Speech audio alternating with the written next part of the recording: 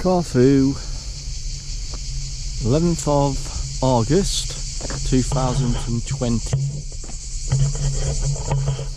This is a talk about the awakening of intelligence and consciousness and the psychological suffering of the human being. We're in Corfu and we're going for a walk and a talk. This is Hubert the dog, 1 year old. We're in August, as I say now, so it's quite hot. It's about 6:15, I think, in the evening. We're in the shade at the moment. It's a bit hazy at the moment. Well, slightly cloudy. I'm obviously in the shade at the moment, and then we're going to go up to that little church up on the hill, and we'll have a look at the views. It's going to be a casual talk, but a serious talk as well at the same time.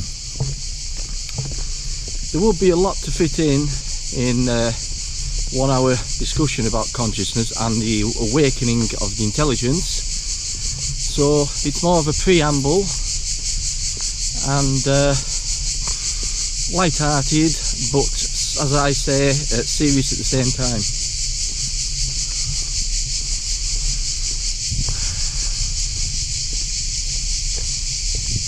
Where do we begin?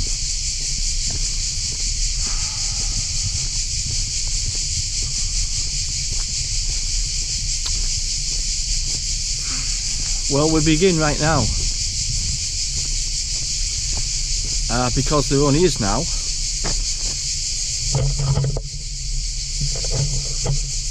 Psychologically, there is only now.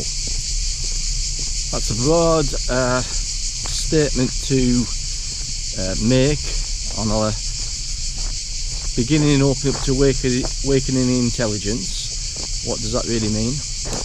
Well, we could start in any position, place, or history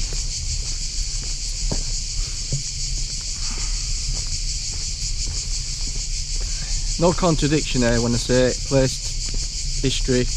Let's go in time. There is time outside of man by day and night. That's time. Time by the watch. Time to build a bridge takes time. Time to learn a subject, a skill. Time to create a technological product in the economy, like a motor vehicle, a motorcycle, an aeroplane, to build a building. You need time and you need knowledge. And you use thought to construct that building, that motor vehicle, but knowledge has been built over series of years, decades, hundreds of years, and it's added to all the time. But that kind of knowledge, which is in time, is limited. Now, what's that got to do with the awakening of intelligence? Got into the sunshine now. This is where I live up here, little small hamlet, absolutely gorgeous. What's it got to do with the awakening intelligence? Well, what we're awakening is inside, going deep into oneself and questioning, why does man suffer? And where did this suffering begin? Why it's so important to discuss it. What a view down there. Absolutely lovely. A bit hazy, but it's all beautiful up here. Why does man suffer? I don't know whether you've even thought about this, considering it. There's a lot to talk about and understand about psychological suffering. So I don't forget nothing, so I'm going to go back to the beginning of why there's only now. Well, you might say, well, if there's time outside, does time exist inside as well? That means I want to get a new job, or I want to travel to another country, I want to better my life. I start off maybe, you know, as a little baby, a child, go to school, learn these things, subjects, and your parents ask, tell you, you know, what do you want to become? And they may give you some practical advice, get a good job, and do well at the exams and everything. That's the traditional way of learning and preparing yourself for life. Now I'm questioning that movement is born in time, is in time again, time outside ourselves, chronological time, but it is incorrect. And as we move on and discuss and talk about it, you will come to realise why. Now you may have considered these things, you may not. So, psychological time doesn't exist, but people are living in psychological time, and this is why you suffer. So when I'm at school and I'm learning these subjects, there's a conflict, there's a movement, a friction of trying to be good enough in life. This is where we're going with it. It all will all fit together as we move along. Can't tell it all in one go. It's a preamble into this awakening of intelligence, and the reason why I'm communicating, telling you about this, is because there's so much confusion, suffering in the world, which has been continuing for thousands of years, and it's never changed. So outside ourselves, technologically, man has improved, but going back thousands of years, man made an error with the thought. The thought was good at doing things outside itself, bettering itself in that one direction, but the outside movement, people thought, well, I can look inside and become better. I can make a movement in time in my life, I'll be happy. In time in my life, because it's positive and negative, you see, in time in my life I'll be fulfilled in my relationship, fulfilled in my job, seeking gratification within a relationship. But deep down I'm insecure and I'm suffering psychologically, and society may make you feel that you've got to follow this, it's coming in now, this system of living, a mechanical system of living. Now you can't doubt it if you look outside and see what the world has moved towards: wars, fighting, conflict, division, poverty, wealth distributed by elite families, corporations, businesses. Come on, Hubert. Come on. And you never really, well, depending, you see, people want to have a good position of a job, or some people just can't face like studying and learning, or the stress, the anxiety, and then they think they're a loser, you see. So we're taught the wrong. First fundamental thing at school is it's about reward and punishment. Reward and punishment, exams. Am I good enough in life? We could go into like different understandings there about how the environment a child's brought up, different parts of the world, but if we take the West for a start off and say England, it's like if you come from a deprived, poor background and your parents really don't give you any love, empathy, guidance, you're left on your own. And that's what happens with a lot of families and mothers and fathers. They were taught a system, a mechanical system: get your job, keep it, and you know, this is life. welcome. But life isn't that.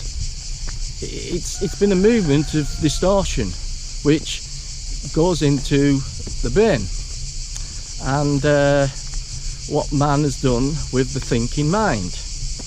I know it's complex and it's difficult, but the truth of the matter is very, very, very simple. It's more closer to home to understanding yourself.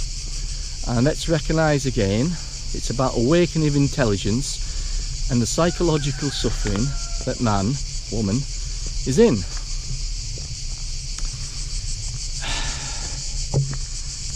Now I've been looking at this all my life from a very early age, and I could say to myself, so I'll tell you that, well,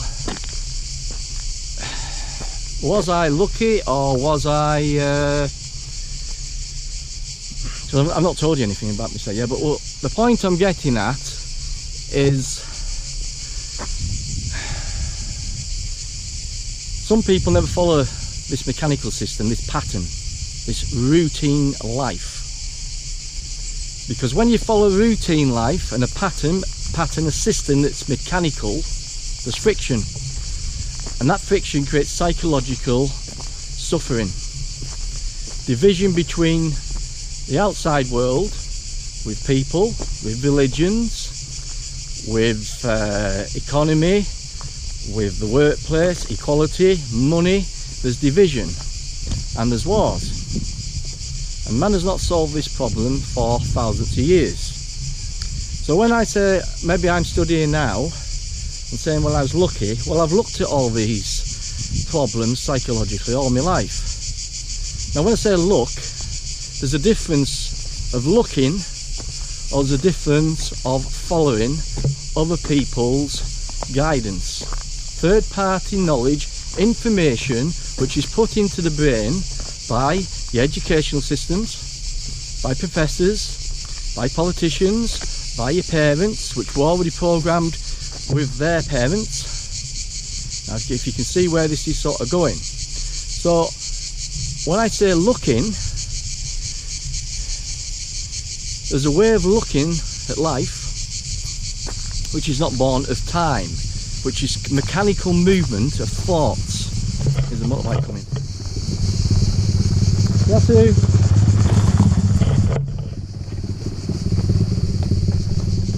Oh, Hubert! Oh, shit. Nearly fell on the dog.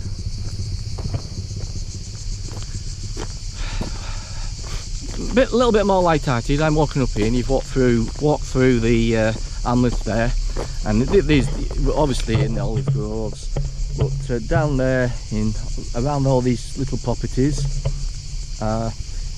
virtually all Greek people will have a little kind of farm, vegetables growing, chickens,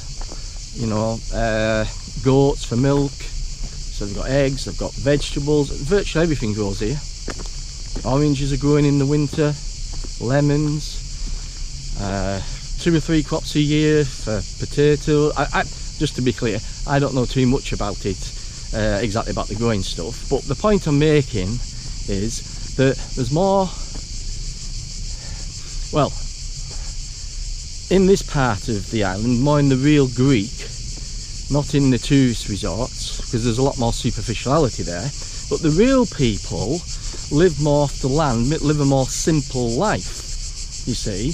And people from the West might think, which could be any Greece is not a third world country, but third world country, people think, oh, look at their terrible lives. Well, to a certain extent, they're more psychologically free than the western side of the world, because once you get the house, unless you're born into wealth, you see, but it doesn't mean to say you're going to be happy with all that wealth, you see. It's all superficial up front, because take a look, why do people kill themselves? They've got plenty of money, fame, see, that's setting you up for, oh, when I get there, oh, when I'm going to be the successful one. So what we're talking about there, it's thought that's doing this. Thought. Now thought's only a chemical process, it's a material process. So thought in itself has no intelligence. That's why we're talking about the awakening of intelligence. Thought by itself creates disorder when it's used psychologically. If it thought doesn't understand what's right from wrong, doesn't understand it. It's just like, I'll give you a very good example.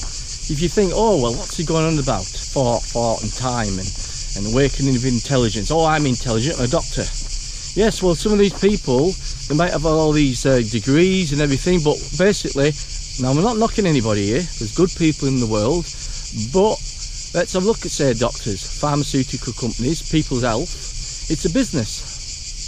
Go and look into it yourself, it's a business. We've got to have sick people. There's more sick people than there's ever been before. Now, some people don't need tablets. Some people don't run to they call it the quack. They don't run to the quack, you see. And because these people that are selling you these tablets to the pharmaceutical companies are selling these tablets, then there might be things that if you really need something that's going to save your life there and then, and other technological scientific medicines that's been developed, you know, that we're not pulling that apart. But I would probably say 95%, and that's being easy, that you've been given to you is a load of rubbish and a load of junk to what it's doing, these tablets, is taking away your symptoms of your suffering really deep down, you see, because if you follow a good diet, a harmonious way of living, not born, we'd have to go into then what do we mean by that? Not born of a psychological movement in time, which is thought, combination of thoughts, plus and negative. I'm developing a pattern of behaviour to fit into the world. That's what everybody does, fit in, no freedom, you see. Then I choose what I like, what I don't like. I create images about that person, this job, that way of living, that culture, black, white, all that. It's absolute load of rubbish. It's stupid. Complete, so it divides. And the powers that be in the world that are running all this, they want to create it, they want to divide people. Then you police each other. Everyone's policing each other now, you see.